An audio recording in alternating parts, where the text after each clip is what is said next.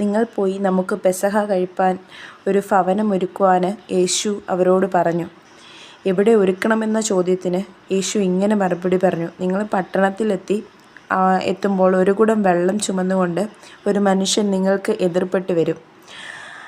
അവിടെ ചെന്ന് വീട്ടുടമയോട് പറഞ്ഞ്, എൻ്റെ ശിഷ്യന്മാരുമായി പെസഹ കഴിപ്പാനുള്ള ശാല എവിടെയെന്ന് ഗുരു നിന്നോട് ചോദിക്കുന്നു എന്ന് പറയുവീൻ. അവൻ വിരിച്ചൊരുക്കിയ വൻമാളിക കാണിച്ചു തരും. അവിടെ ഒരുക്കുവിൻ എന്ന് അവരോട് പറഞ്ഞു.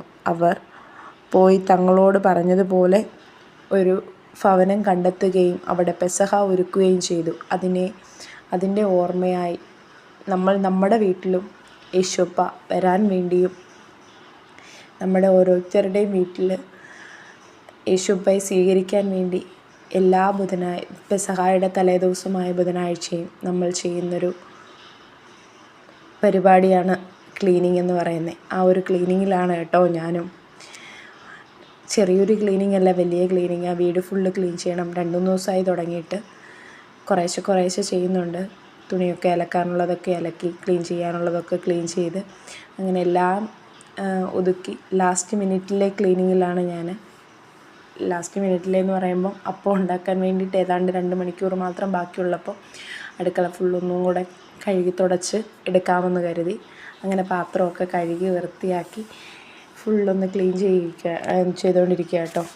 എല്ലാ വീട്ടിലും ചെയ്യുന്നൊരു കാര്യമാണ്. യേശുവിൻ്റെ തിരുശരീരവും തിരുരക്തവുമാണ് നമ്മുടെ ഓരോരുത്തരുടെയും ഭവനത്തിൽ നമ്മൾ ഉണ്ടാക്കാൻ പോകുന്നത്. അപ്പോൾ അത്രയും വിശുദ്ധിയോടും വെടിപ്പോടും കൂടെ വേണം മാത്രം നമുക്ക് ചെയ്യാൻ പറ്റുന്നൊരു കാര്യമാണ്.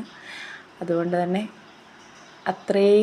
എത്രയും പ്രാർത്ഥനയോടെയും വിശുദ്ധിയോടെയും കൂടെ ചെയ്യാൻ പറ്റുമോ അത്രയും വിശുദ്ധിയോടുകൂടെ ചെയ്യുമ്പോൾ യേശുപ്പൻ നമ്മുടെ കൂടെ വരും, നമ്മുടെ ഭവനത്തിലേക്ക് വരും. നമ്മുടെ ഭവനത്തിലും യേശുപ്പയും ശിഷ്യന്മാരും കൂടെ യേശുവിൻ്റെ തിരുശരീരവും തിരുരക്തവും ഭക്ഷിക്കും എന്നുള്ള വിശ്വാസത്തിലാണ് നാം ഓരോരുത്തരും ഇതെല്ലാം ചെയ്യുന്നതല്ലേ.